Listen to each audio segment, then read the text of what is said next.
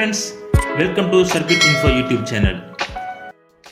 In this video, we will quickly understand how a safety relay works with a light guardian and reset system in 24-volt control circuit.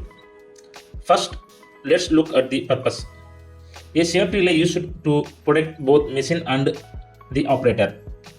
It monitors safety device and ensures the system stops immediately if any unsafe conditions occur. Now in this setup, we have a 24-volt DC power supply which feeds the entire control circuit. On the right side, you can see the light guardian system. It consists of sender and receiver. The sender continuously emits infrared beams and the receiver detects them.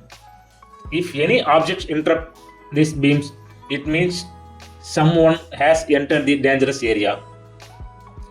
This signal goes directly to the safety relay input. Next, we have a reset push button. This is used to restart the system after a fault. The systems will not start automatically. It requires manual confirmation for safety. Now focus on the safety relay. The relay checks all input conditions.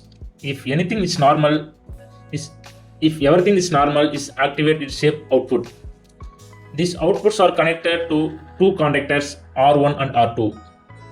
Both contactors must energize together for the machine to run. This dual channel design provides redundancy and ensure higher safety. There is also a feedback loop for the contactors back to the relay. This confirms whether the contactors are working correctly. Now, the working sequence is simple. When power is on and all conditions are safe and the reset button is pressed, the safety relay energizes. This turns on both contactors and allows the machine to run. If the light guardian's beams is interrupted or any fault occurs, the relay is immediately de-energized.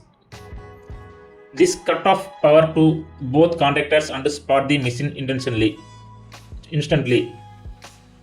So, the safety relay is continuously monitors, verify and control the power system to ensure maximum protection. That's how a safety relay works in a real industrial application.